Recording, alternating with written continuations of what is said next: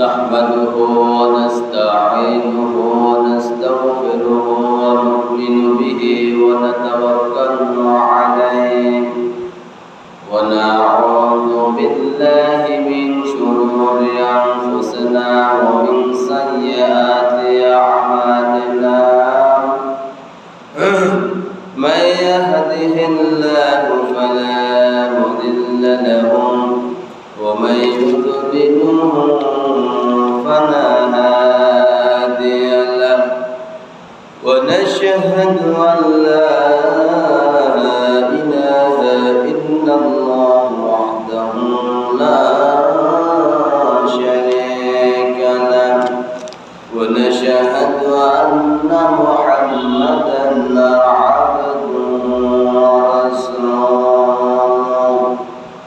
الذي أرسله بالحق بشيرا ونذيرا وداعيا إلى الله بإذنه وسراجا وقمرا منيرا فقد قال الله سبحانه وتعالى في كلامه المجيد وفي فرقانه الحميد أعوذ بالله من الشيطان الرجيم بسم الله الرحمن الرحيم إن الله وملائكته يصلون على النبي يا أيها الذين آمنوا صلوا عليه وسلموا تسليما আমরা সবাই দুরূদ ইব্রাহিম পড়ি اللهم صل على محمد وعلى آل محمد كما صليت على إبراهيم وعلى آل إبراهيم إنك حميد مجيد اللهم بارك على محمد وعلى آل محمد كما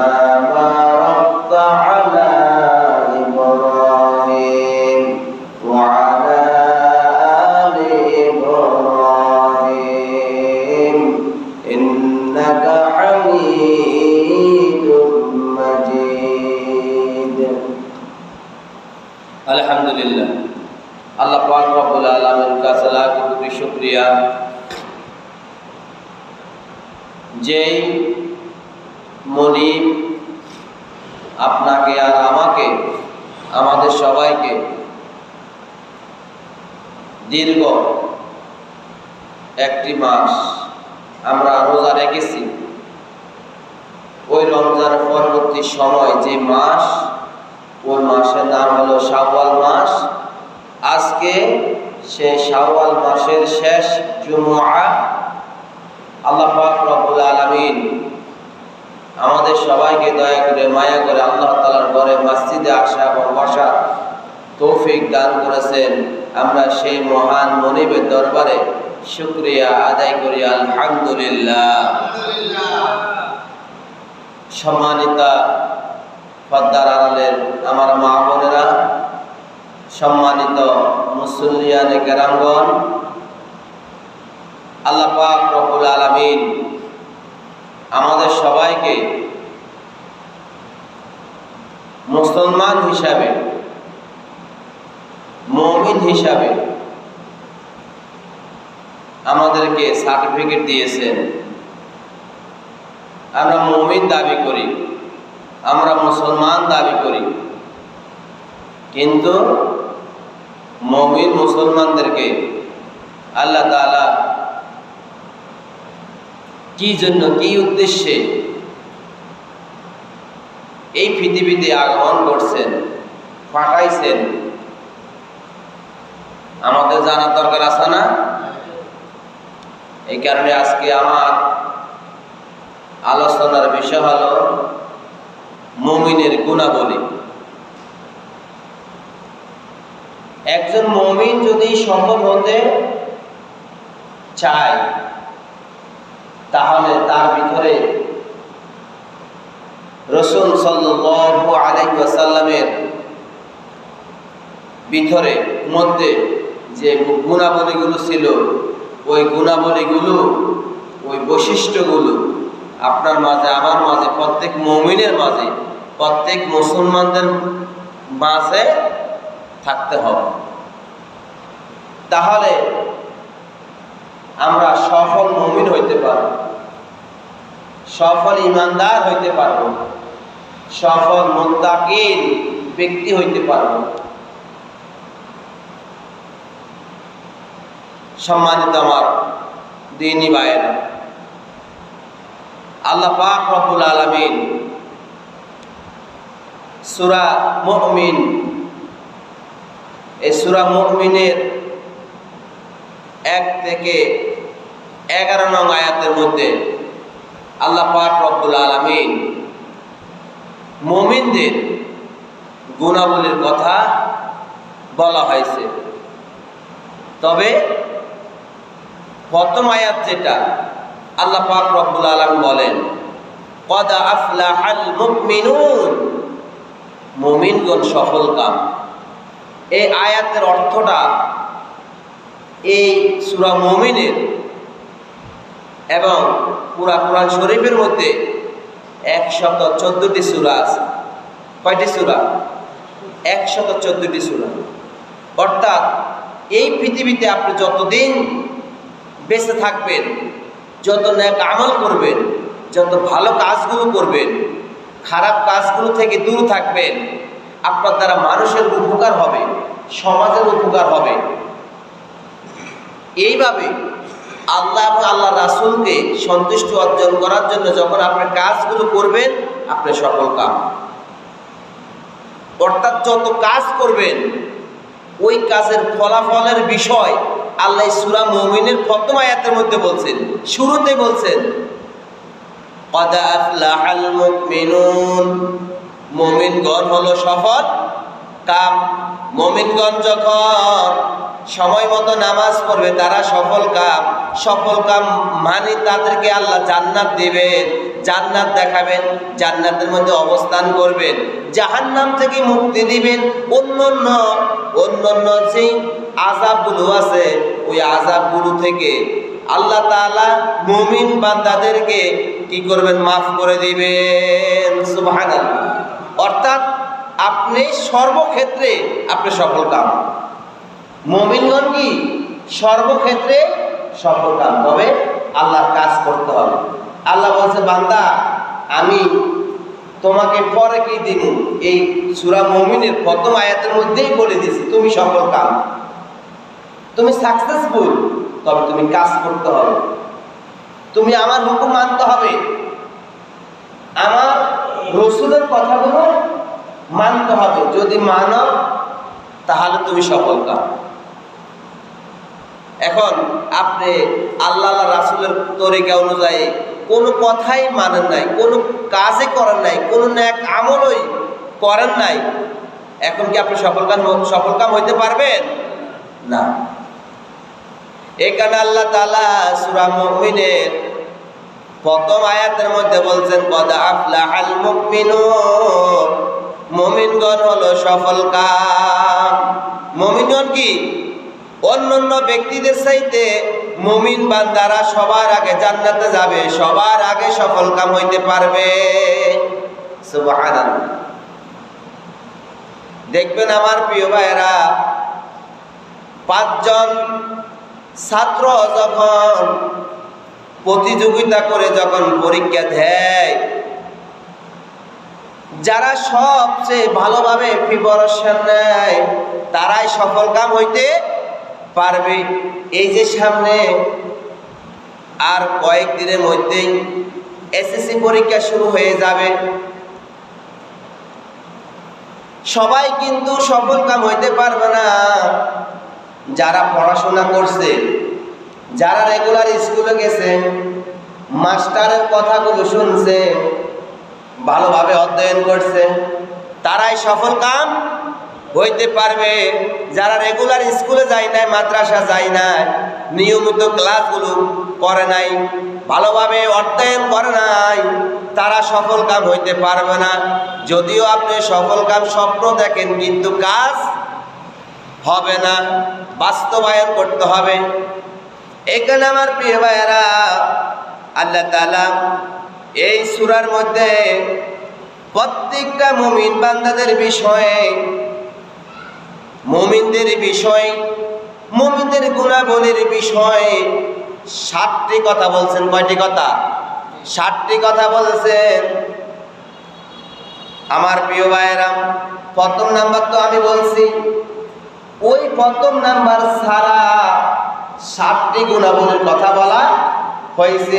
যেই ব্যক্তি এই 7টি গুণাবলী পালন করবে, কোরআনের এই সূরা মুমিনের প্রথম আয়াতের মধ্যে বলছেন কদ আফলাহাল মুমিনুন, ওই 7 ধরনের ব্যক্তিরাই হলো সফল কাম।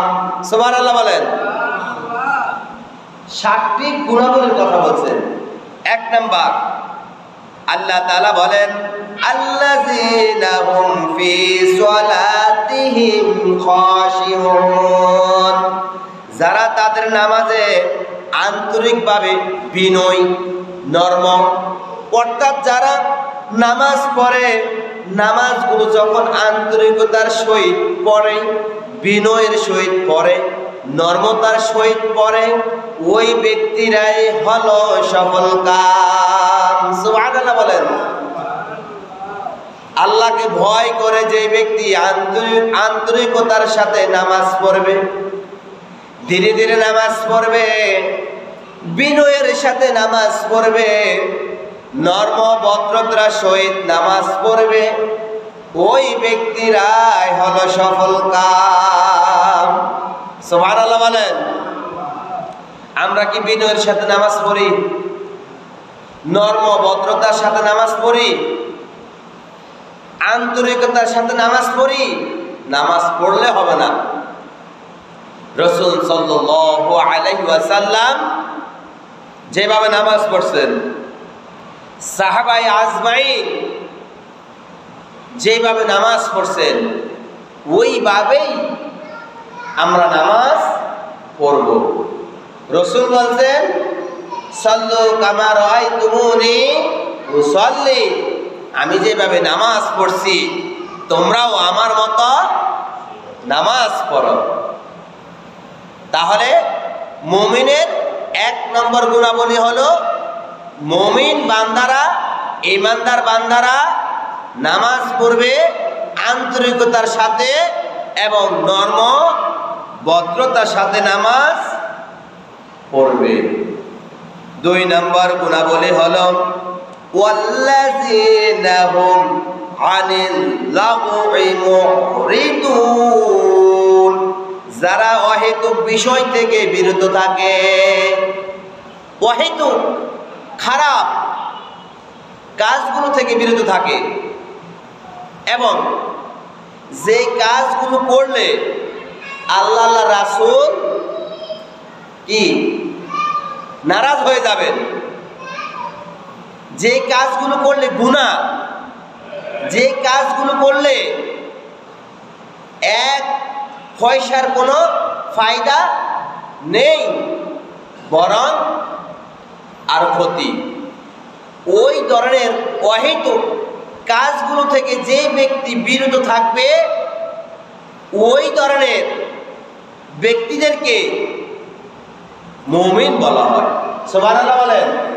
ওই ধরনের ব্যক্তিদেরকে মুমিন বলা হয়। ধরেন আপনার এলাকার মধ্যে এখন একটা বিয়ের বাড়িতে গান বাজনা চলতেছে, বক্সের মাধ্যমে কনসার্ট চলে এক জায়গায়, এটা কি অহেতুক না? ভাই বলেন, এটা কি অহেতুক না? এটা অহেতুক, এটা খারাপ। যারা এই ধরনের কাজগুলো করবে, শুনবে, যাবে, জড়িত থাকবে, ওনারা সফল কাম হইতে পারবে না, ওনারা মুমিন নয়। আর যারা এই সমস্ত অহেতুক কাজগুলো থেকে দূরে থাকবে, তারা মুমিন, তারাই সফল কাম, তারাই জান্নাতি ব্যক্তি। সুবহানাল্লাহ বলেন। আমার প্রিয় ভাইরা, তারপর আল্লাহ পাক রব্বুল আলামিন 3 নম্বর গুণাবলী ব্যক্তিদেরকে তাদের বিষয়ে আল্লাহ পাক রব্বুল আলামিন বলেন, ওয়াল্লাযীনা হুম লিয-যাকাতি ফাঈলুন, যারা যাকাত সম্পাদন করে, যাদের উপর যাকাত ফরজ হয়ে গিয়েছে, সময় মতো যারা যাকাত আদায় করে দিবে, তারা কি মুমিন, তারাই কি মুমিন। আর যারা যাকাত দিবে না, যাকাত আদায় করবে না, তারা মুমিন নয়, তারা সফল কাম নয়।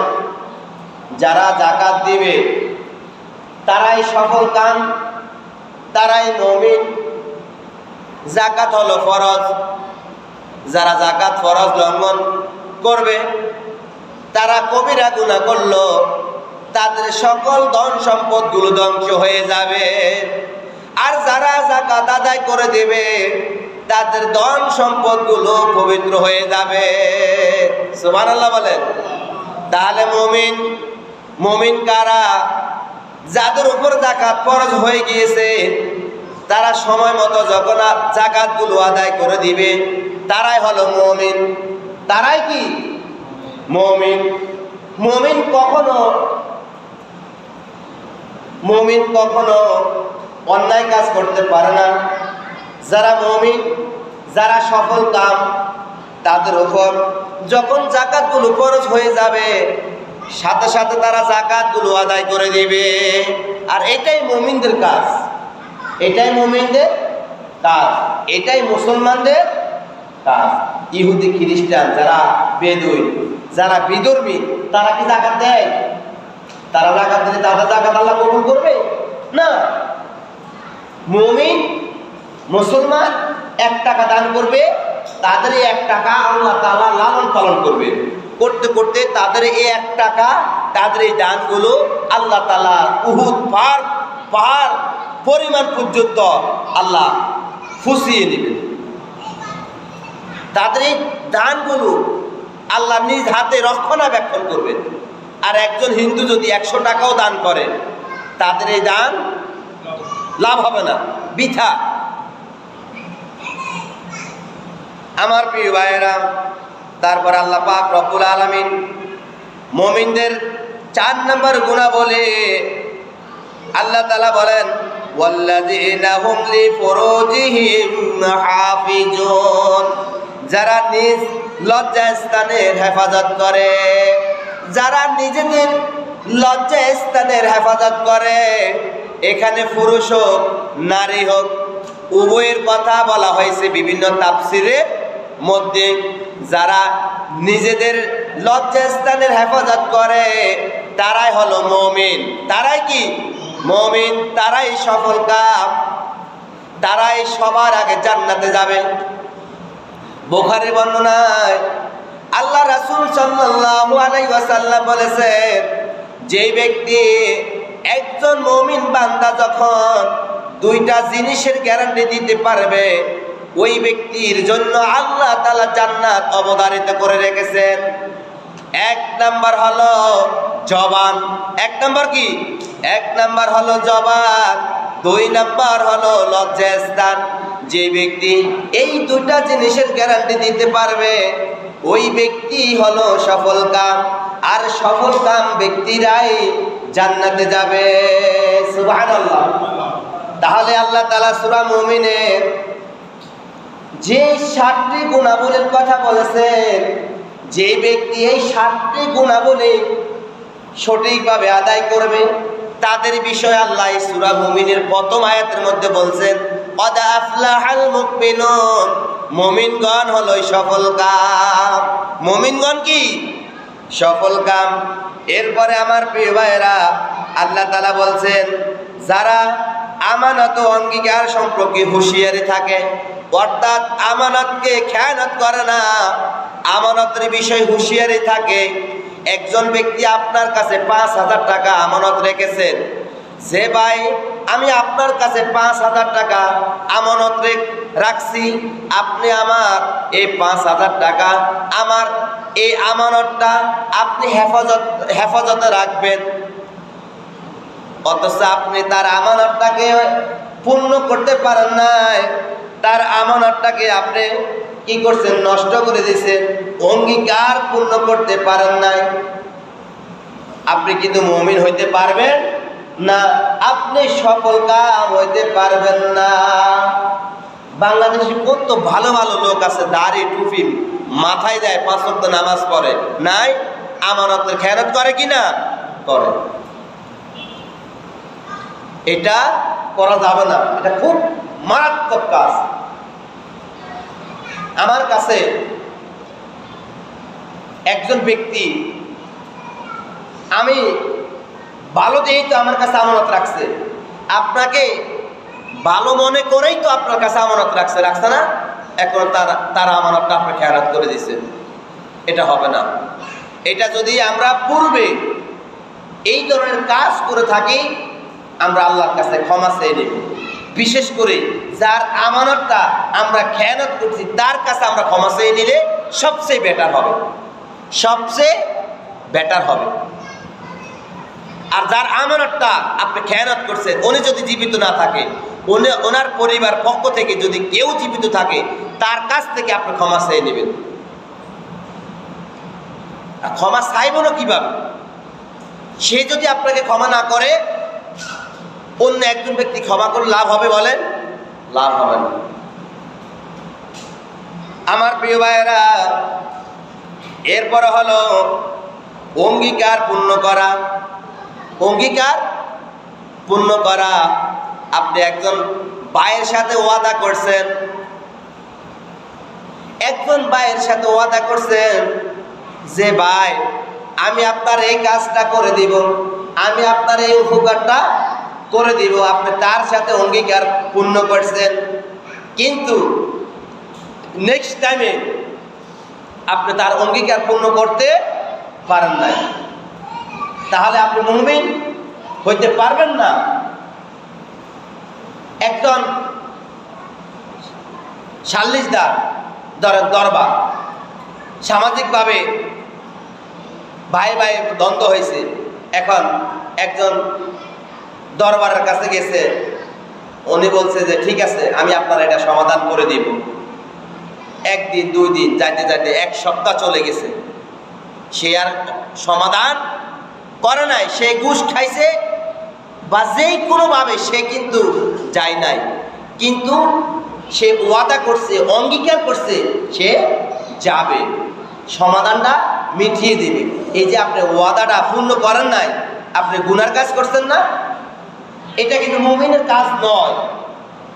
একজন সফল মুত্তাকি মুমিনের কাজ হচ্ছে অঙ্গীকার পূর্ণ করা, অঙ্গীকার পূর্ণ করা, আমানতে খেয়ানত না করা। আমার প্রিয় ভাইয়েরা, একজন মুমিন মুসলমানদের 7 নম্বর গুণাবলী হলো যারা নিজেদের নামাজ পরিপূর্ণ রক্ষণাবেক্ষণ করে, যারা নিজেদের নামাজ পরিপূর্ণভাবে রক্ষণাবেক্ষণ করে, এই ধরনের নামাজি ওয়ালা বান্দারা হলো মুমিন, প্রকৃত মুমিন, সফলকাম মুমিন। আজকে কি আমরা আমাদের নামাজগুলো পরিপূর্ণভাবে রক্ষণাবেক্ষণ করি? বলেন। এখানে যারা এসেছেন, লজ্জার কোনো বিষয় নয়, শরমের কোনো বিষয় নয়। হাসর ময়দানে যখন আপনাকে উলঙ্গ করে যখন আপনাকে পিটানো হবে হাজার হাজার কোটি কোটি মানুষের সামনে, ওইটা হচ্ছে লজ্জার বিষয়, ওইটা হচ্ছে কি লজ্জার বিষয়। কিন্তু এখন আপনি আজকে ফজরের নামাজ পড়েন নাই, এখন আপনাকে যদি আমি যদি বলি কে কি ফজরের নামাজ পড়েন নাই, আপনি যদি লজ্জার কারণে শরমের কারণে আপনি যদি হাত না উঠান, একটা কথা লজ্জার কারণে, তাহলে আপনি ভুল কাজ করছেন না? আপনি ভুল কাজ করছেন, হাত উঠাবেন, সমস্যা কি? যে ভাই আমি করতে পারি না, আমি মিথ্যা কথা কেন বলবো? আর আমি বলবো না যে আপনারা হাত উঠান। আপনার কবরে আপনি যাবেন, আমার কবরে আমি যাব। আপনার কবরে আপনি যাবেন, আমার কবরে আমি যাব। কামা তাদির দুদান, যেমন কর্ম তেমন ফল। আপনি যেমন কর্ম করবেন তেমন ফল পাবেন। আমাদের কাজ হচ্ছে, আমরা যারা ইমাম সাহেব আছি, আমাদের কাজ হচ্ছে কোরআন হাদিস থেকে গঠনামূলক কথাগুলো সকল মুসল্লিদের সামনে তুলে ধরা। এখন আপনারা যদি না মানেন, এটা কি আমার দোষ, ইমাম সাহেবের দোষ? বলেন, ইমাম সাহেব তো ঠিকই 5 ওয়াক্ত নামাজের আযান দিতেছে, 5 ওয়াক্ত নামাজ ঠিকই উনি পড়াইতেছে, কিন্তু মুসল্লি নাই, মুসল্লি নাই। ইমাম সাহেবের দায়িত্বগুলো ঠিকই পালন করতেছে, কিন্তু আপনি আপনার দায়িত্বগুলো পালন করতেছেন না। এই যে 5 ওয়াক্ত নামাজ পড়া, এটা কি আপনার দায়িত্ব না? আপনি তো ঠিকই সরকারি চাকরি করেন, টাইম টু টাইম আপনি চাকরিতে যান। এই যে প্রিন্সিপাল কাজী ফারুকি কলেজ আমার পাশেই, কত 3 মিনিট লাগে, 9টা বাজে ক্লাস, 8:45 সাইন দেওয়া লাগে।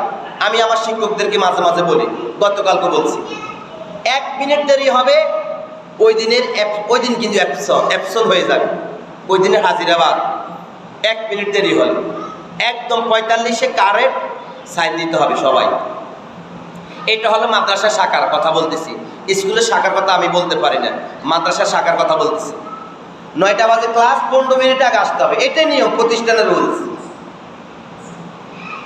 তাহলে আপনি just time correct, time to time আপনি আপনার চাকরি বাঁচানোর জন্য সঠিক টাইমে আপনি যাচ্ছেন চাকরি করার জন্য, অথচ ওই দায়িত্বগুলো ঠিকই পালন করেন। আর আল্লাহ পাক রব্বুল আলামিনের যে 5 ওয়াক্ত নামাজ, যে কঠিন দায়িত্ব, যে নামাজ পড়লে আপনি পরকালে নাজাত পাবেন, যে নামাজ পড়লে আপনি পরকালে মুক্তি পাবেন, জান্নাতে যেতে পারবেন, সুখে থাকতে পারবেন, শান্তিতে থাকতে পারবেন কোটি কোটি কোটি লক্ষ লক্ষ বছর, অথচ ওই জান্নাতে যাওয়ার জন্য 5 ওয়াক্ত নামাজ যে আমাদের পড়তে হবে, দায়িত্বগুলো পালন করতে হবে, ওইটা কিন্তু আমাদের মাথায় নেই। অন্যান্য দায়িত্বগুলো আমরা ঠিকই পালন করি। এখানে আমার প্রিয় ভাইয়েরা, একজন মুমিন মুসলমানদের কাজ হলো মুমিনগণ আল্লাহ এবং আল্লাহ রসুলের তরিকা অনুযায়ী প্রত্যেকটা কাজ করতে হবে।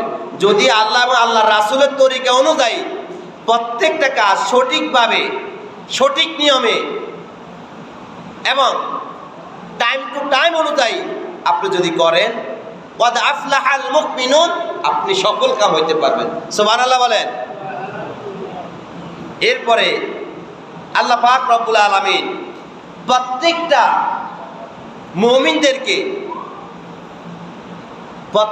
মুমিনদের বিষয়ে 3টি লাইন, কয়টি লাইন?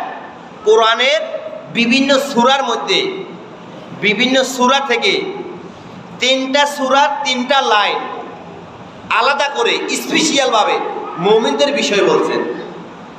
1 নম্বর সূরা আলাম নাশরাহ, এই সূরার মধ্যে বলছেন ফাইন্না মাআল উসরি ইসরা, নিশ্চয়ই কষ্টের সাথে স্বস্তি রয়েছে, কষ্টের সাথে স্বস্তি রয়েছে। আপনি কষ্ট করবেন, আপনি সফল কাম হইতে পারবেন। কষ্টের সাথে স্বস্তি, কষ্ট করা সারা কেউ কি বড়লোক হইতে পারবে? এটা আমাদের জহির ভাই যার কথা সব সময় মসজিদে আপনারা বলেন, যিনি বেশি দান করেন, উনি কিন্তু দৌড়ে কিন্তু বড় ব্যবসায়িক হইতে পারেন নাই।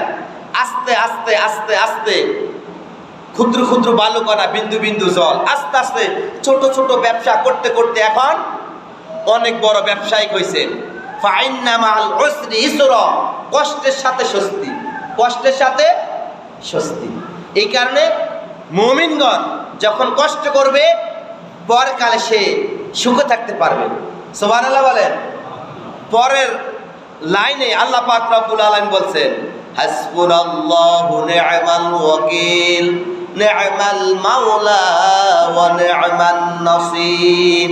আপনার জন্য, আমার জন্য, প্রত্যেকটা মুমিন বান্দাদের জন্য, অর্থাৎ মুসলমানদের জন্য, যে 150 কোটি মুসলমান সারা পৃথিবীতে, এই 150 কোটি মুসলমানদের বিষয় আল্লাহ বলছেন, যার যার ব্যক্তিগত বিষয়, আমার জন্য আমার আল্লাহই যথেষ্ট, আমার জন্য আমার আল্লাহই যথেষ্ট। আপনার জন্য আপনার আল্লাহ কি যথেষ্ট, আপনার জন্য আপনার আল্লাহই যথেষ্ট, আমার জন্য আমার আল্লাহই যথেষ্ট। বুঝলেন নাই? এই কারণে